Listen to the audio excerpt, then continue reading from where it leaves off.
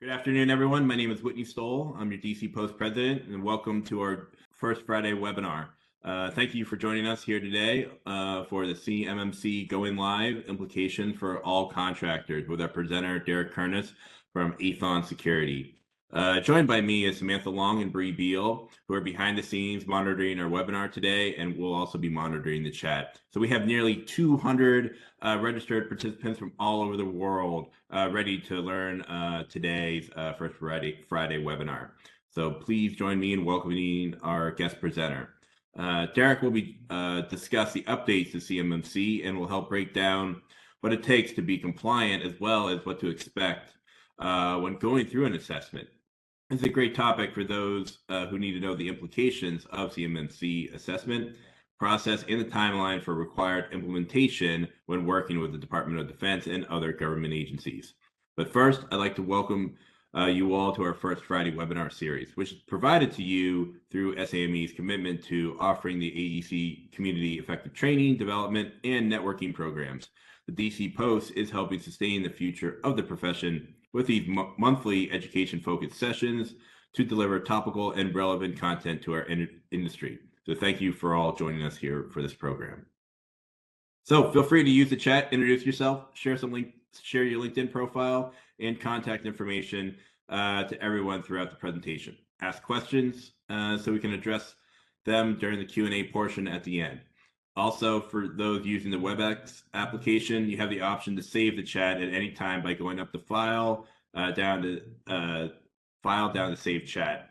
You may have noticed we are recording this session. We will post the webinar on our YouTube channel later on this month and send you the slides as well as your PDH certificate as soon as the webinar ends. So we are glad we can offer you an hour of education, virtual networking, regardless of where you're calling in from. Let's start with a moment of silence to remember our active duty military, first responders, and all who need our care and thoughts throughout the world right now.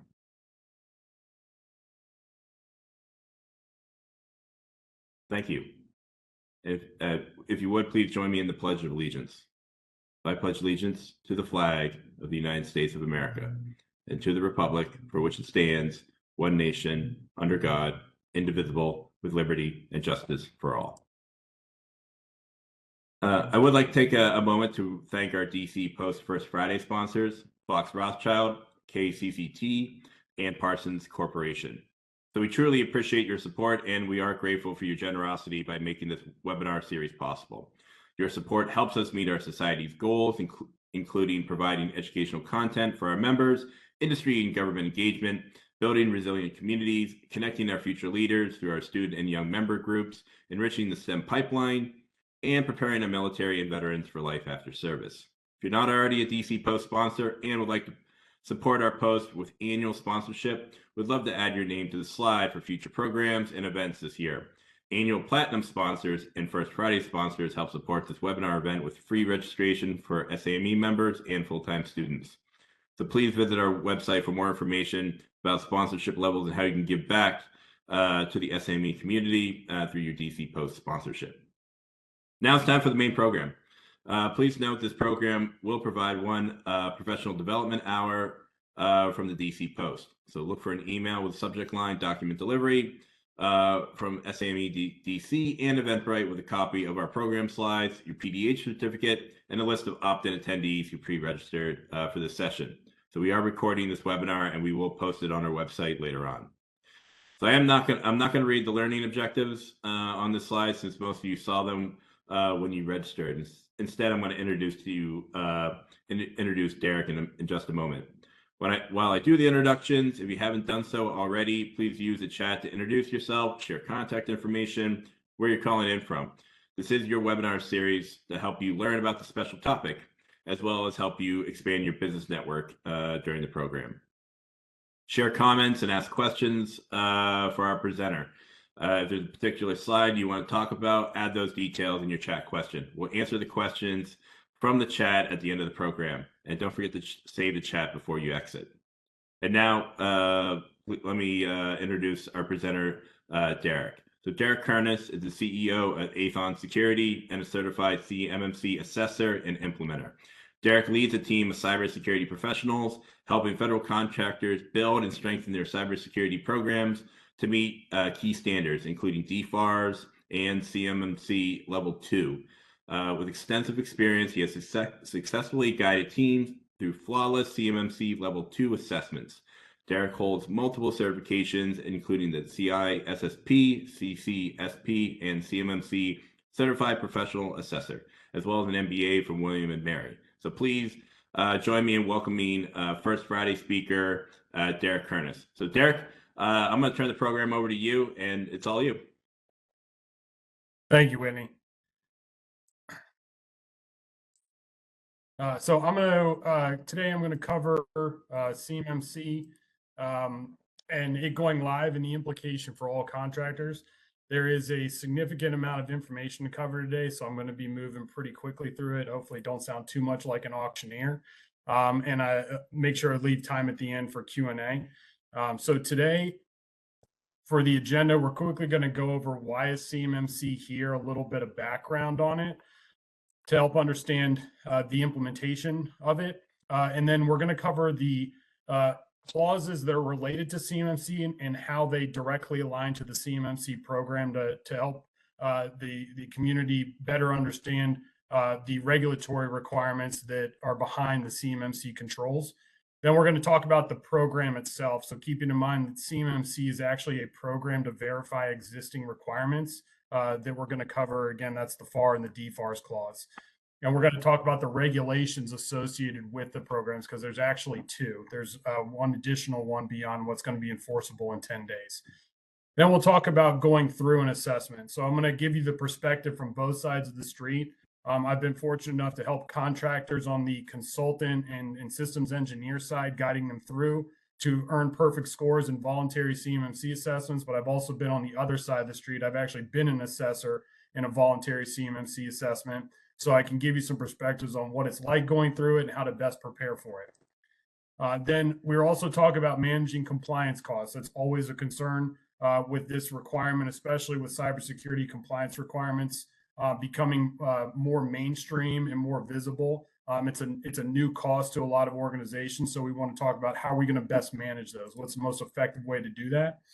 And then we're going to wrap it up with really what's going to have the most impact for all contractors that are related to CMMC, which is the FAR CUI clause, which we are waiting to be published in the Federal Register to review and know exactly what's in it. But we'll talk very briefly about that at the end.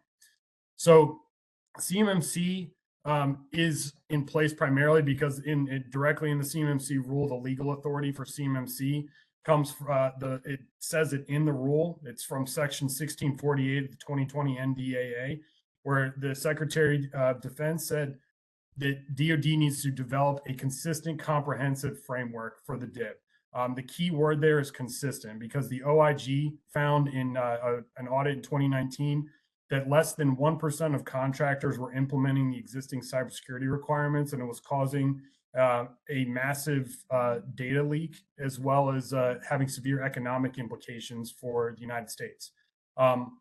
What's happening, they being DoD has significant evidence of it, as nation state adversaries are constantly attacking the supply chain and the DIB. It's actually not the prime contractors, it's most of the supply chain beneath them. And they're stealing IP to produce weapons and fighter jets, for example, at a much lower cost to gain strategic intelligence data for potential attacks on the United States. So this could be things like building plans, campus plans, drawings, things like that.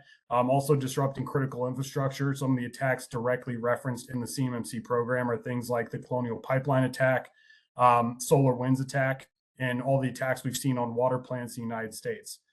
These are things that are concerning to the federal government, and they know that we need to overall protect critical infrastructure better from a cybersecurity standpoint because, as I mentioned, there's a significant economic impact. So the data that's in the rule, it's a little bit old, it's from 2010, but they reference in the rule that the director of the NSA said that in 2010 that $300 billion worth of intellectual property from federal government contractors was stolen over networks.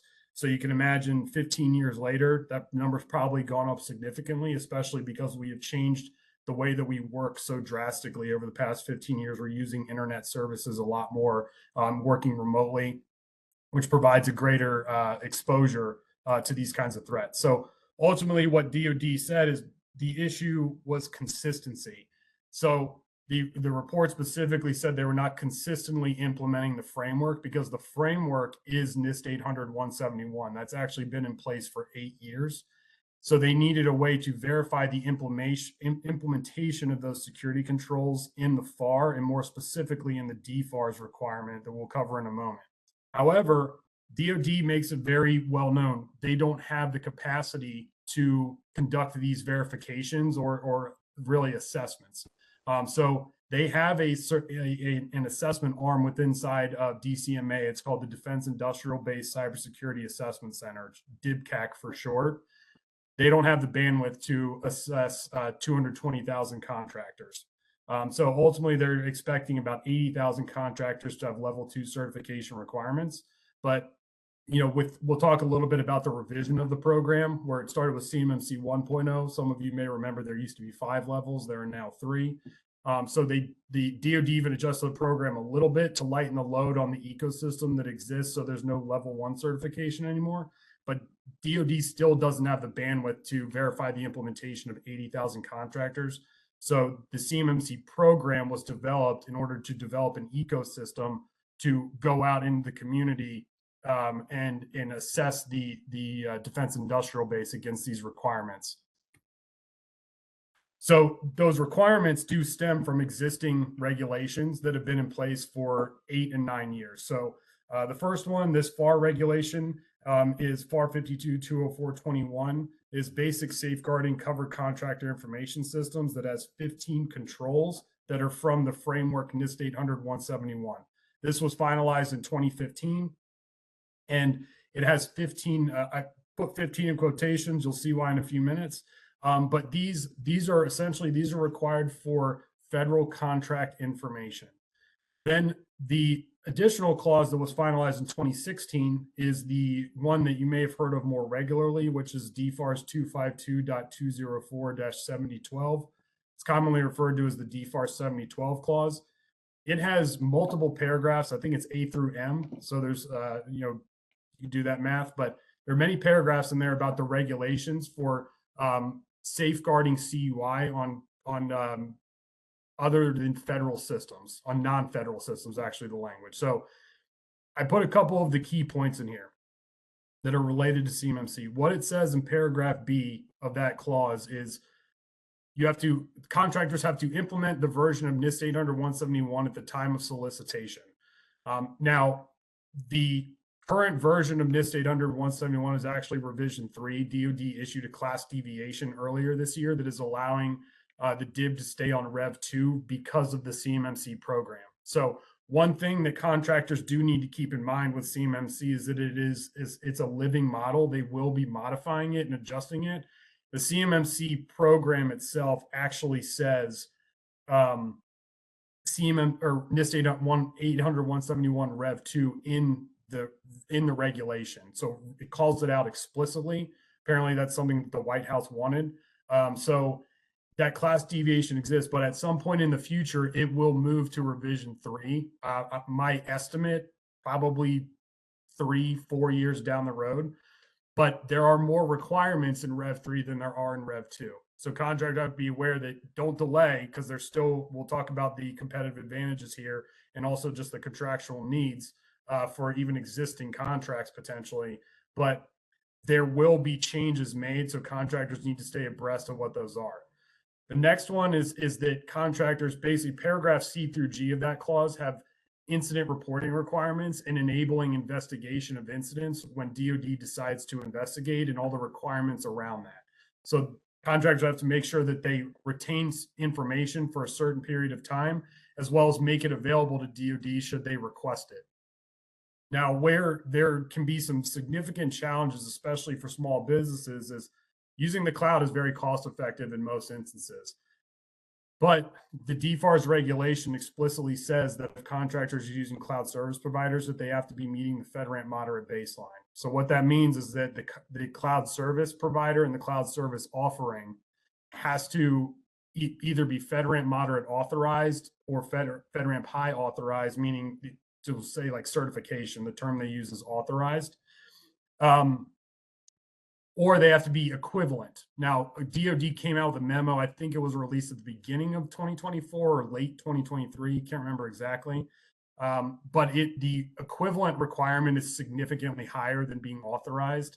As far as I know, there's only one cloud service provider that has officially been marked authorized or equivalent.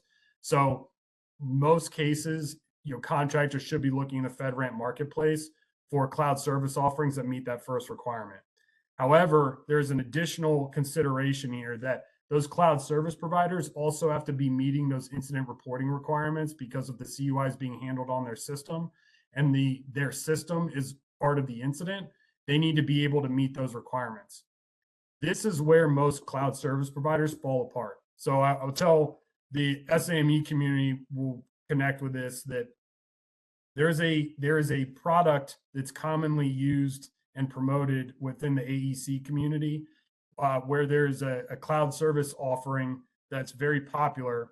And they were even at SBC, and I've talked to them multiple times over the past 2 years about how they're FedRAMP authorized, but I ask them, we need an attestation that your cloud service offering meets paragraph C through G of the DFAR 7012 clause, and I keep getting stiff-armed on it. So any of our clients that want to use that product, we tell them that they can't use it, or that I shouldn't say that they shouldn't use it because it's non-compliant. And that causes an issue. So asking those two questions of your cloud service providers, well, the first one isn't so much a question. You can find on the FedRAMP marketplace, but keep that in mind when selecting your services. So then how do both of these align to the CMMC program? Well, CMMC level 1 is a self-assessment. There are some nuances though, but it directly aligns to FAR 52-204-21. The cybersecurity requirements are exactly the same. Now, what the CMMC program does say is that contractors must use NIST 800-171A to demonstrate compliance. Now, the A stands for Assessor's Guide. So this is what the assessors use to conduct the assessment. And what they're looking for they have assessment objectives. So within that, we're using the first control as an example. First control is 311 is the control ID. There are 6 assessment objectives beneath that control. And the organization or the covered contractor information system, specifically the network, the IT network, they need to be meeting all 6 assessment objectives, or they're not going to be marked as met for that control. So that doesn't say that in the FAR clause, but it is in CMMC level 1, in that it has to be documented appropriately in an SSP. And it's 17 controls, because in the FAR clause, control 9 in the FAR clause is actually 3 different controls. And the CMMC program just broke them out into the 3 separate controls, which is why it went to 17. But these are all of them are part of NIST 800-171. But CMMC level 1 is self-certification only. There is no actual certificate of status from a C3PAO, no third-party assessment. But a contractor has to implement all of the controls. They cannot have any of the controls marked not met, and they have to put that information into SPRS. Now, CMMC level 2, there is provisions for a self-certification of status is what it's called now. And then, of course, what's more commonly talked about, the C3PAO certification, a third-party certificate of status for the network. The requirements in level 2 from a cybersecurity standpoint are directly aligned to the DFAR 7012 clause. And it does say in the CMMC program that the FedRAMP requirements are still required and will be verified by the C3PAO. So these are things that they're not going to conduct a full FedRAMP analysis, but they are going to verify that any cloud service, or they should be, any cloud service that's used that handle CUI within that environment is FedRAMP, has a FedRAMP certificate or is FedRAMP equivalent, and all the documentation associated with that. Again, it calls out 800-171A must be used to demonstrate compliance. The thing with this one to remember is there's 110 controls, but that's actually broken out into 320 assessment objectives. So contractors actually have 320 tasks that they need to complete in order to demonstrate compliance with level 2, not 110. Something very important to keep in mind as you work through your compliance program and make sure that you're meeting everything for level 2 for either a self or a C3PAO certification assessment. Level 3 is the only level that actually has new controls. So the first 2 levels, there is nothing new about the cybersecurity controls associated with those. Again, they've been in place for 8 or 9 years, respectively. Level 3, those assessments will only be done by DoD. So they are new control requirements. It's 24 controls from a supplementary document called 800-172, NIST 800-172. And the way that a contractor gets into that type of assessment is that they have to first have a final certificate of status from a C3PAO, so an assessed environment that is certified, a final certification at level 2. And we'll talk about final versus conditional on the next slide. But then they contact DoD and they say, we want to go get assessed. And then DoD only assesses the Delta controls. So just those 24, which are they're more specific implementations of NIST 800-171, basically. The contractor has to use 800-172A to demonstrate compliance. Now, the CMMC program itself, so we went over the levels, but we want to talk about the program a little bit because there's 2 parts to the CMMC program and ultimately CMMC requirements being put into contracts, into solicitations with DoD. So the first is what is becoming enforceable in 10 days, which is the 32 CFR rule. And that is what is going to officially codify the CMMC program into the Code of Federal Regulation. And it's going to be under the National Defense section, the Code of Federal Regulation. And this is the first indication of how this is applicable to all contractors. It will be made available to the entire federal government. So any department or agency will be able to use CMMC. It's just the DoD is the first. And trust me, other departments and agencies will be paying close attention to how this rollout goes. And that's part of this is because we'll talk about a little bit in the FAR CUI rule on one of the final slides, but it's actually a requirement under 32 CFR Part 2002, where all departments and agencies have CUI, and they're required to use NIST 800-171 to protect that CUI, or safeguard it is the language that they use, but they get to select controls from that list at the moment. DoD just happens to require all of them. For anyone that does work with DHS, you know that they use a subset of, they actually use a subset of NIST 800-171 and 172 controls for their CUI, and they make their contractors self-attest to it at the moment, but I'm sure they're looking at the CMMC program. The other regulation is actually in an interim rule that was enforceable on November 30th, 2020, but is going through a revision right now. It's in 48 CFR. 48 CFR is the DFARS section of the Code of Federal Regulations. So it's DFARS 252-204-7021. That is the actual CMMC clause that will be put into contracts that will require a CMMC level and determine whether or not there's a self-certificate or a third-party certificate required for the solicitation award. That is already gone. The revision has been proposed. It was released. It's already gone through public comment. Those comments are currently being adjudicated. We are expecting it to be published as a final rule with a 60-day enforcement period, much like this current CMMC rule. Probably going to be published sometime at late Q1, so March of next year, maybe April, which means that we will start seeing CMMC requirements in solicitations somewhere around May, June 2025 is my expectation. The enforcement of that clause, when it becomes enforceable, that begins the 4-phase rollout, which we'll talk about in a moment as well. But that's officially when solicitations will have requirements in them. So the CMMC program, some of the highlights, the key things, I guess I'll say, within the program is 1, applicability. It'll be in all DoD contracts with FCI and CUI. As a reminder, FCI will be level 1, CUI will be levels 2 and level 3. Level 3 is reserved for the most sensitive CUI, DoD, I think the expectation, they're saying somewhere between like 1,000 and 1,500 contractors will have it. But ultimately, we'll probably see a CMMC requirement in every single contract because FCI is really in every federal contract information.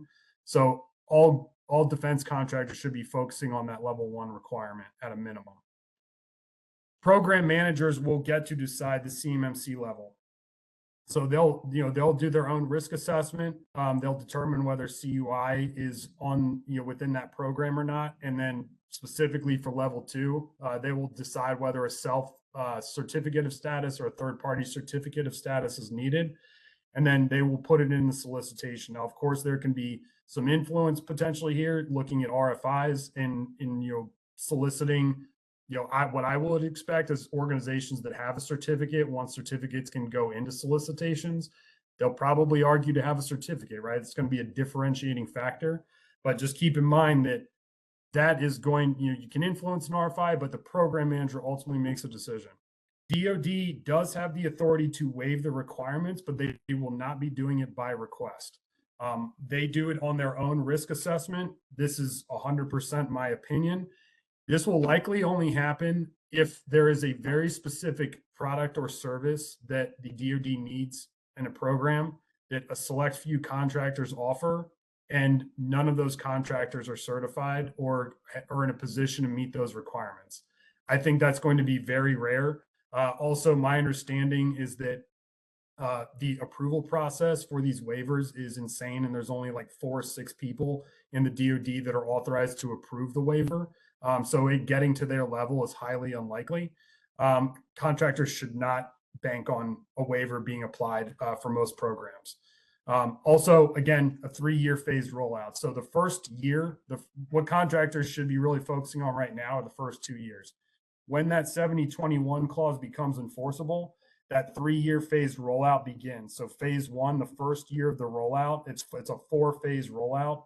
And ultimately, the key components of it are year 1, it's only self-affirmation, or the self-certificate of status for level 1 and level 2. There's some requirements in there where CMMC requirements can be put into option years within there as well. But again, no matter what, it will all be self-affirmation. And there's the self-affirmation aspect I'm going to talk about in a moment too. There is a higher legal liability there that contractors need to be aware of. Year 2, the rollout, so this will be 2026. That's when we're going to start to see certification requirements in solicitations. This is also where contractors are likely going to see, in the RFI process, organizations that already have a certificate, they're going to be making a strong case to have that in, because again, it's a good differentiator. Again, my opinion, I would expect to see that, but thinking about that from a competitive standpoint, that's what that's going to look like. And then year 3, and then that's also that same year is when certificates can be required in option years. They can opt to put those in there, as well as there's an option for level 3 in contracts that year. And then going into year 3, phase 3, during that period, that's when it's required to put the certificate of status for level 2 into option years. Or the self-certification in option years, it's required at that point. And then at the end of year 3, so technically year 4, that's when the full program is in place. And every solicitation, every option year will have some sort of CMMC requirement. Now, because of the cycle of contracts, they're actually expecting it to be about a 7 or 8 year full rollout where there's a CMMC requirement in every single contract. So that phased rollout really just means for new solicitations, and then, option years on contracts is really what it boils down to.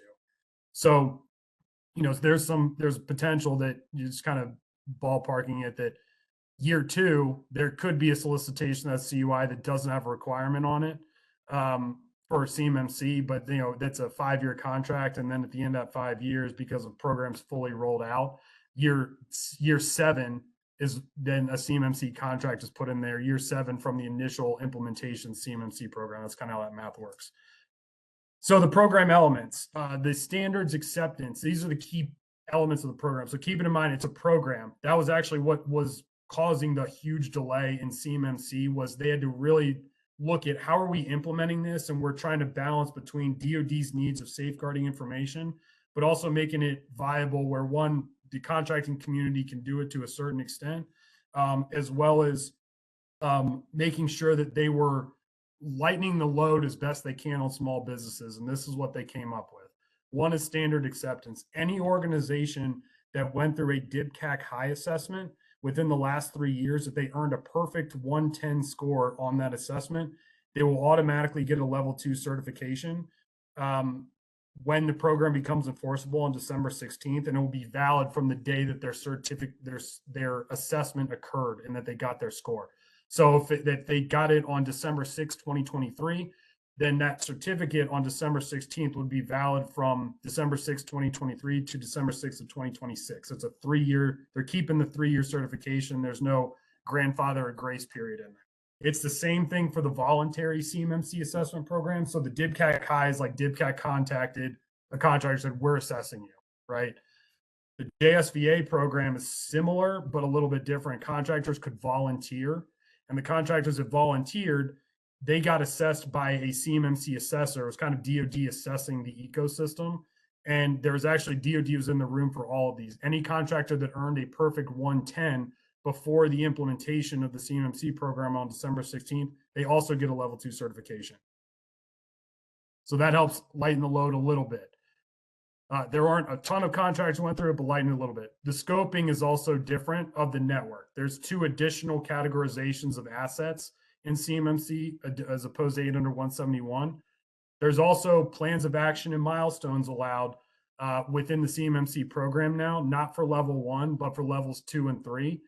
The key thing with POAMs that are allowed, there's kind of convoluted POAM structure, but POAM means plan of action and milestones.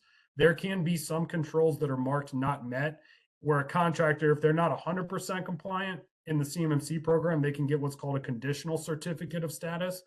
But according to the DoD scoring methodology, they have to, out of that 110 score, they have to have a score of 88. And there are certain controls that cannot be marked not met. So basically, there's some controls that have to be met.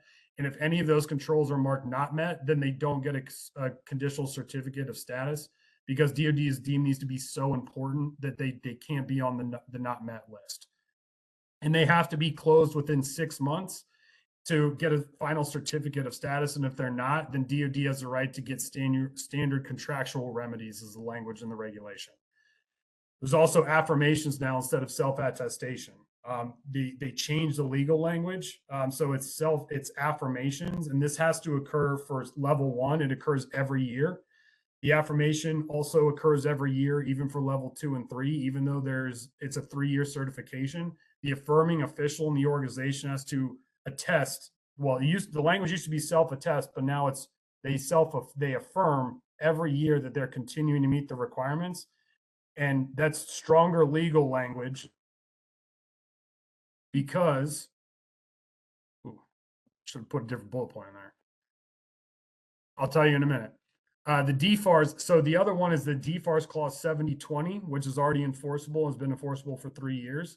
This also allows DoD, DIBCAC to come in at any time and they say, yeah, you have a certificate of status. You're affirming every year you meet the requirements, but we're going to spot check your assessment. We're going to come in and conduct a spot check assessment. They really want to make sure that contractors are continuing to meet the requirements throughout those 3 years, and that they're not just checking a box, at that moment in time and not doing anything for their cybersecurity program over 3 years. This clause, one of the things it does is it allows them to do that spot check. Both of these 2 things align with the False Claims Act. There's much more alignment for that. The reason for that language change from self-attest to self-affirming is because that language aligns with the False Claims Act language. There's also a requirement now for contractors that they have to retain their artifacts, their objective evidence of how they're media control that's used in an assessment. They have to hold on to that for 6 years. 6 years is the exact same time frame that a False Claims Act can be made, that from the period that the event occurred, they have 6 years to make a claim. Whoever wants to make the claim has 6 years. That's no coincidence. Also, external service providers are expected to be used pretty heavily, especially in the small, medium business community. So external service providers will be assessed within the scope of the contractor's information system if they're being used to support the contractor's information system. So this regulation makes that very clear. That external service provider would be something like a managed service provider, like an IT support company, a managed security service provider that is providing ongoing security monitoring and incident handling capabilities. Those organizations will be assessed under a contractor's environment. There needs to be a shared responsibility matrix that's done at the assessment objective level for specifically for level 2 and level 3, where that vendor that's supporting the contract saying, we're covering these assessment objectives for you. These are the ones that you're responsible for, and these are ones that we're both responsible for. The ones that the vendor is fully responsible for will be assessed about how the vendor is doing that during the assessment. Now, one of the things that the external service provider can do is they can get a CMMC level 2 certification themselves. And if they have a full final certification, any of the assessment objectives that they're handling on behalf of the contractor have already been assessed because of the way that they're doing it in their environment. And they don't have to be checked in the CMMC certificate of status assessment for the contractor. So that's a benefit if your external service provider decides to do that.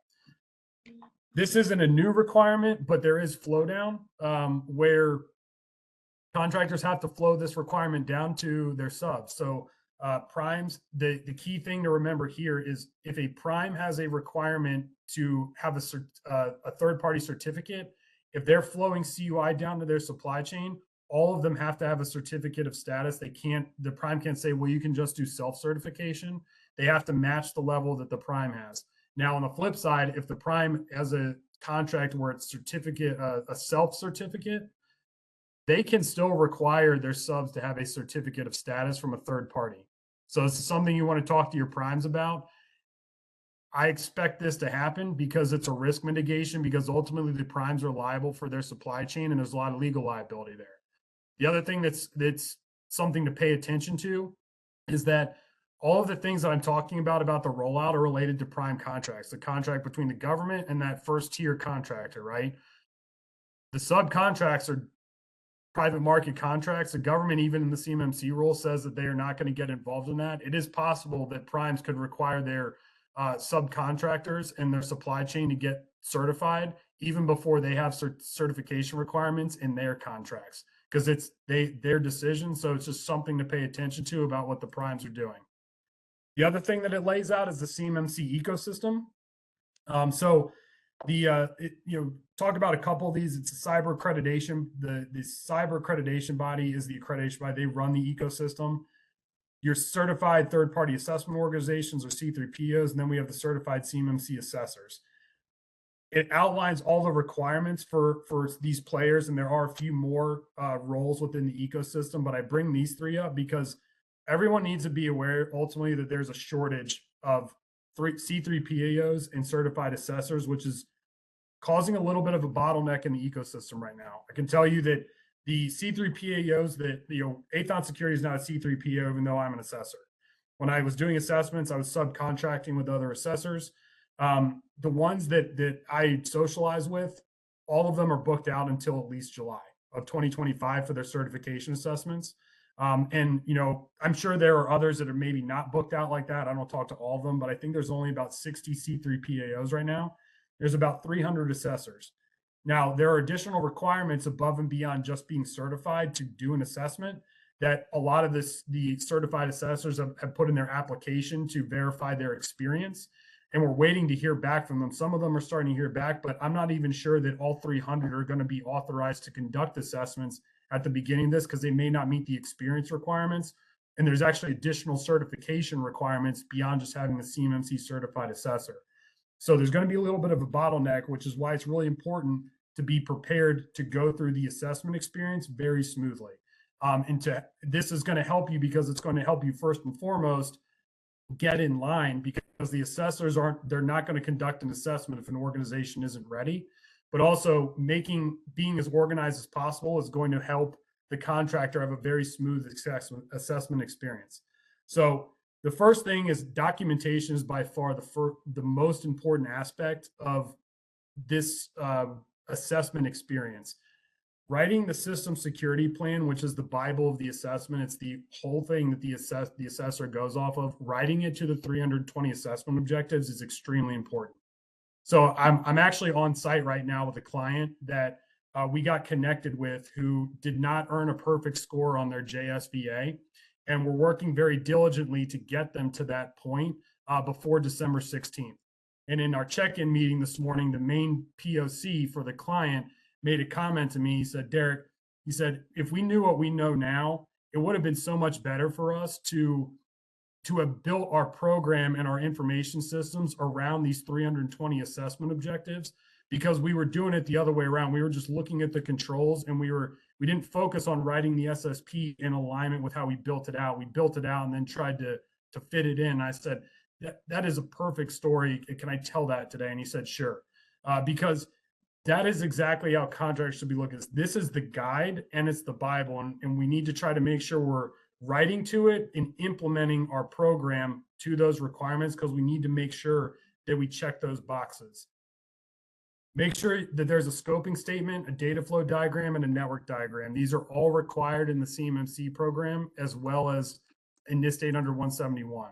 Then make sure you have sufficient artifacts, or what we call objective evidence. So screenshots of the settings within your technical environment. Making sure that you are demonstrating how you've implemented something on the endpoints, like your computers, within the technical security systems you're using. Take screenshots of how you've implemented control, and then provide all the supplementary documentation that you reference in your system security plan. Those will be things like your authorized users list, your authorized device list, your acceptable use policy, any other supplementary documents that you reference. You want to just make sure you have it all together. You have it very organized so the assessor can quickly go through it. The other part is managing the team pretty effectively.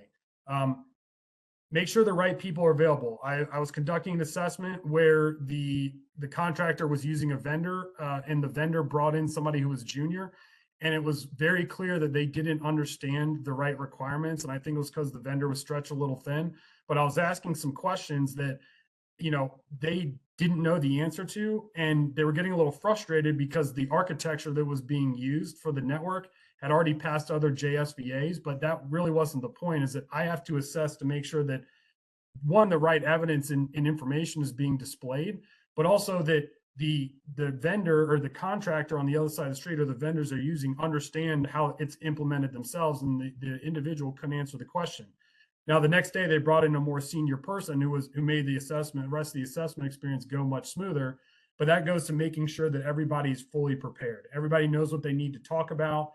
If they need to be involved in the assessment, that's also going to make it go smoother. The last thing is, do not be adversarial. Truthfully, assessors are here to help.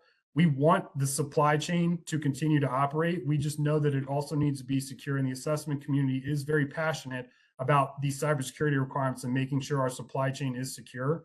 So if we disagree with something, or we're pushing back, or we're asking further clarification because we don't understand something, 9 times out of 10, it's because we just need to make sure, because there is liability on the assessor side here too. If something's not implemented right and we say that it's okay, and then there's a breach and DoD investigates, they find out that the C3PO and the assessor cleared it, we could be liable as well. So we're also looking at it from that perspective. We're looking at it from many perspectives. Know that, for the most part, we're here to help. There's always a couple bad eggs, but we're here to help. Managing costs. Push back on your contractual requirements. I know that might be really scary sometimes, but I have had a client in the past that they actually went to their government. They thought they had naval nuclear propulsion information because their government customer told them that was the data they had was that type. And that actually has requirements above and beyond NIST 800 171. And there's going to be additional costs. So we were trying to understand, we're using a cloud system. We had to make sure we understood the requirements before we made a decision. They went back to the customer said, oh, we looked at it closer. Our bad. You actually don't have UNNPI. So we didn't need to meet that requirement. Make sure you understand what kind of CUI you're getting if they're telling you have CUI. If they have FCI, I wouldn't push back on that. But CUI, what kind is it? How is it going to be marked? How are you going to be providing it to me? Because at that point, if you make them really look into it, they may say, hey, you actually don't have it, and now you don't need to meet the requirement. Scope your environment as small as possible. I've worked with organizations too where we come in and they say it's the entire network. And once we really start diving into who's actually handling CUI, it's only 20% of the people. The smaller you can make it, especially if you're using cloud services, the smaller you can make it, the data, minimize the flow of the data through your network, then you can minimize your cost because you don't have to spend extra on like cloud licensing, for example, or additional security monitoring. If you can go all in on cloud services, I know that's not always the case. It's not always possible. Especially with an organization who has a legacy system or they're very large. Sometimes it's not a sunk cost for on-premises infrastructure. Generally speaking, though, especially for small businesses, cloud services are much more cost-effective than hosting security tooling, hosting a lot of these capabilities in-house. Typically, by the time you buy 2 or 3 security tools, most organizations have well overpaid than what they would have paid by using cloud services. Again, we got to keep in mind, though, the FedRAMP aspect. Choose the best value consultant. I've seen this many times. Organizations that go for the lowest price, technically acceptable CMMC consultant, they typically end up spending more money because when they get into an assessment, they then have to go back and they found out that there were a lot of things that they weren't told or the assessor didn't know to share with them.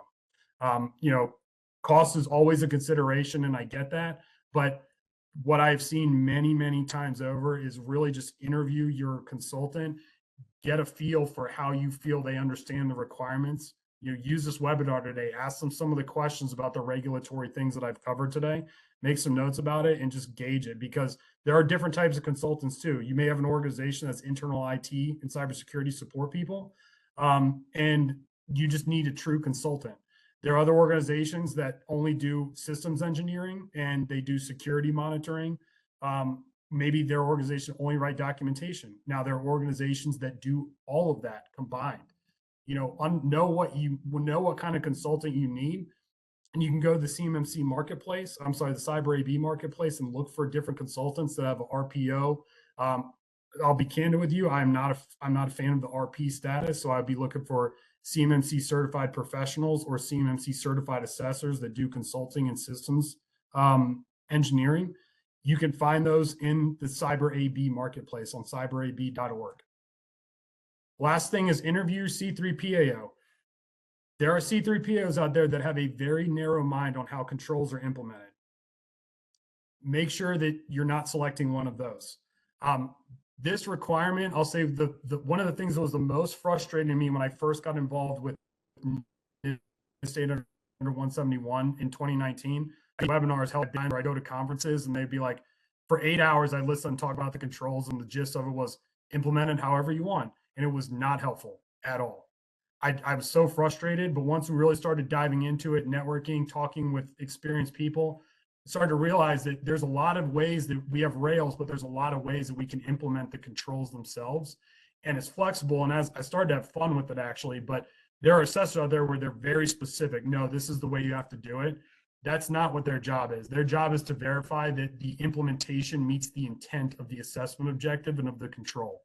Make sure you're selecting the right ones. There's also assessors that work well in verticals, that they just understand the industry well and that they understand how those companies operate. So that may be something that your organization wants as well. But the key thing I hope you take away from that is do not get a narrow-minded assessor. The last thing I would like to cover today is the FAR CUI clause. It is much bigger than just the CMMC clause that we're talking about right now. This will apply to CUI across the entire federal government. It has been in development for, I think, 8 years now. There's been a lot of stakeholders involved in it. We don't know what it says. No one has any idea exactly what it says yet. It's going to be published in the Federal Register probably very soon. It cleared regulatory review at the beginning of November, but it will significantly impact every single contract across the federal government. My opinion, do I think it's going to require the CMMC program? No, I don't. It will impose very specific requirements on how NIST 800-171 is used in federal contracts across the entire federal government. Because right now, every department and agency they're basically picking and choosing. Like I've seen DOE's requirements are they're really not specific. It actually tells the contractor essentially pick controls that meet these two these two themes. It doesn't even specify what the exact controls are.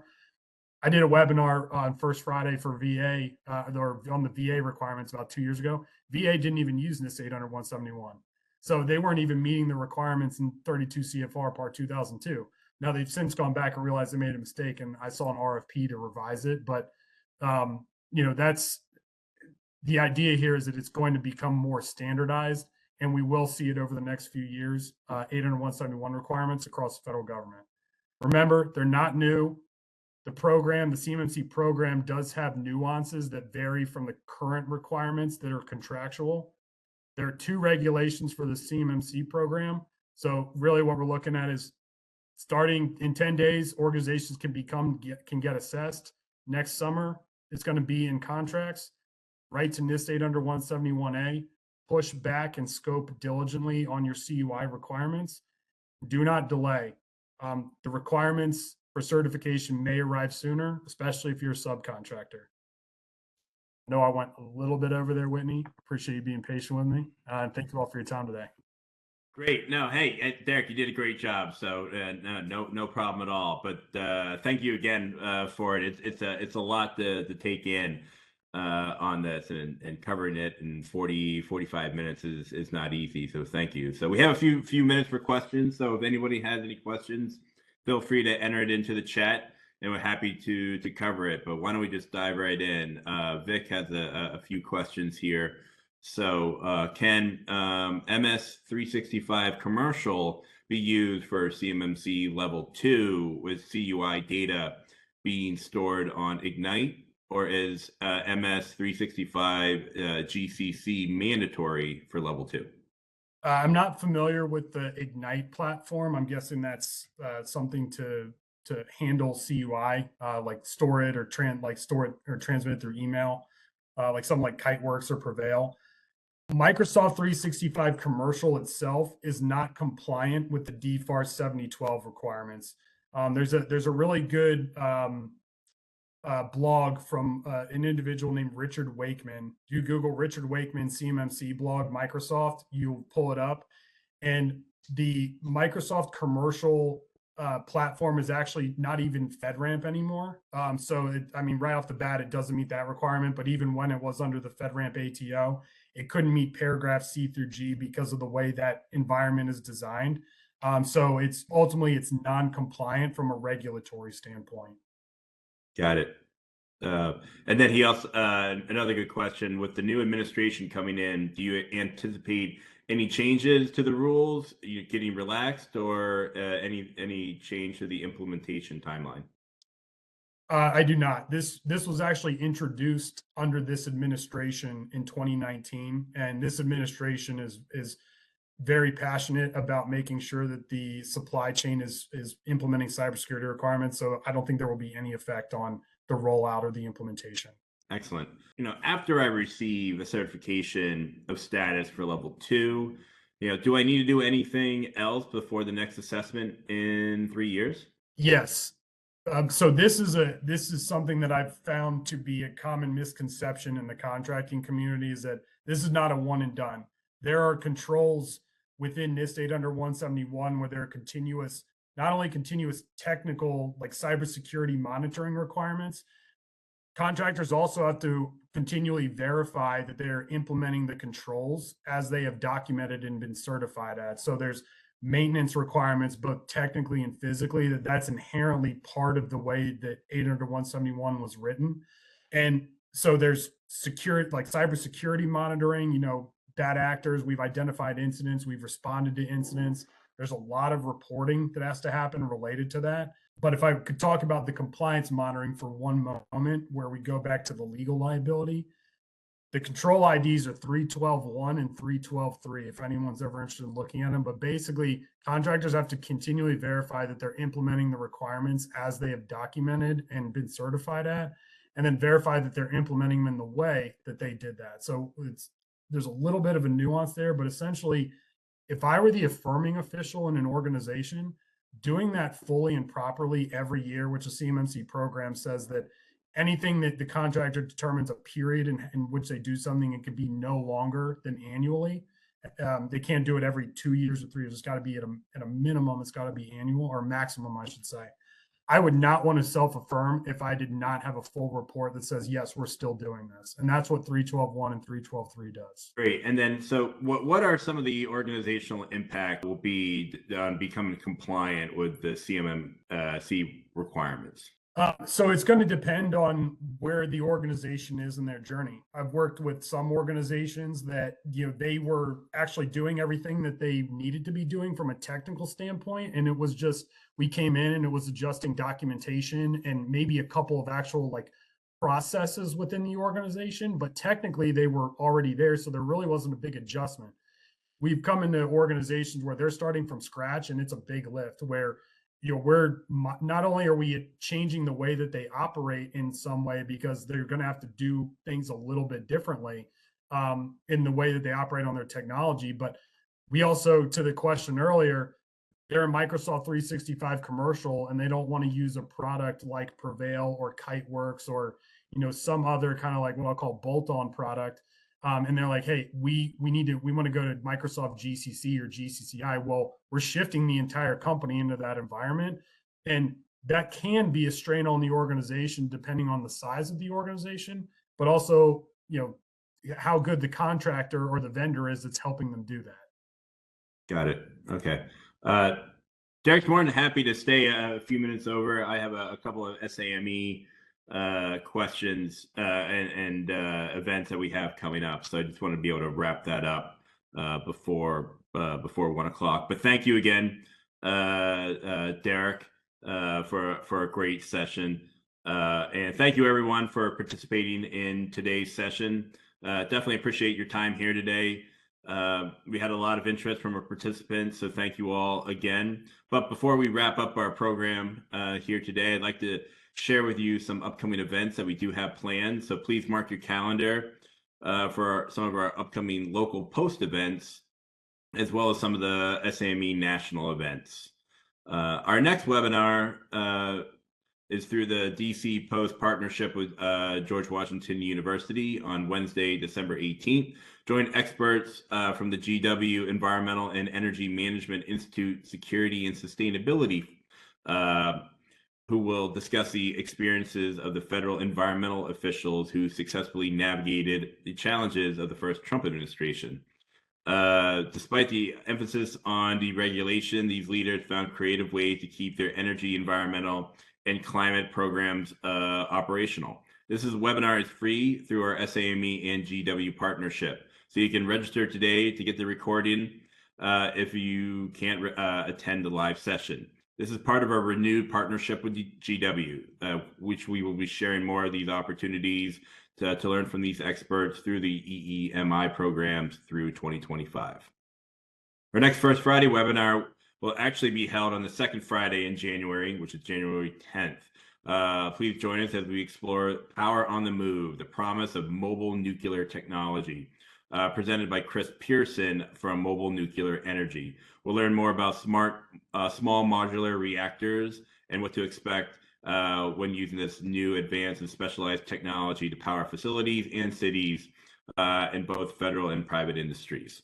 Are you interested in sharing your knowledge on current educational topics for the First Friday series with our members? We are accepting abstracts for 2025. So please visit our website to learn more and submit your topic today. And sponsorships are also available to help support this popular program. We do have several SAME national programs that are in full swing that we'd like to invite you to participate in. We just wrapped up, the Federal Small Business Conference, and we're getting ready for the premier training conference of the year, which is SAME JETC, which will be held May 13 through 15 in Louisville, Kentucky. If you're interested in sharing your expertise with our global members, be sure to submit your abstract by Wednesday, January 8th. You can learn more at samejetc.org. SAME is back for the 2025 Career Transition Workshop, which is a two-part event. First part will be virtual training and classes held online starting on January 14th. The second part is live in-person program, February 12th through 14th in Lyceum Heights, Maryland. If you're interested in learning more about transitioning from a career in the military to private industry, or a firm looking to recruit transitioning veterans, please join us for the workshop event next year. Don't forget about SAME Capital Week. This SAME members only event. It will bring you leadership across all federal agencies that share their outlook on procurement, budget, and planning for 2025 right in our backyard in Bethesda. We also have a busy schedule for the DC Post. Due today is a DC Nova Leadership and Mentoring Program applications. This program connects young professionals and leadership in the local region. It's a great program. I myself have graduated from this program several years ago, and Samantha Long graduated from this program in 2023. Bree is a facilitator of this program, so it is a great opportunity to develop young professionals and into future leaders in the AEC industry. Please join us as we honor and remember our nation's veterans through the laying of the wreaths on the graves of their country's fallen heroes. So Wreaths Across America is a nationwide event, and the DC and Nova Post are organizing a group to lay wreaths at Arlington National Cemetery. So please look at our website for more details. No RSVP is required, and all ages are welcome. So we'll meet at 8 a.m. for the leaf brain, and we'll have a special session of the Old Guard before walking down the road for a networking lunch. This will be on Saturday, December 14th. And we are excited to announce also our highly anticipated 29th Annual DC Post and Military Branch Service Awards, which will be held at the National Press Club on Wednesday, January 29th. You don't want to miss this event that celebrates the success and achievements of individuals and firms throughout the AEC industry. Sponsorship is available, and please feel free to reach out to me if you have any questions. The event has sold out with over 200 members that attended last year. So we will be adding more seats as well. And then lastly, save the date for our 17th Annual Small Business Conference right here in Washington, D.C. to join us on Wednesday, April 30th to hear more updates on our military and civilian agencies at the federal, state, and local level, as well as the return of small business matchmaking and networking at the premier small business conference in the Mid-Atlantic region. You can see all these events and more on our website at same.org/DCPost, where we have educational events, First Fridays, networking, and business development to help you achieve your goals for the rest of the year and into the new year. And so would you like to reach a community of 7,000 architecture, engineering, construction, technology leaders?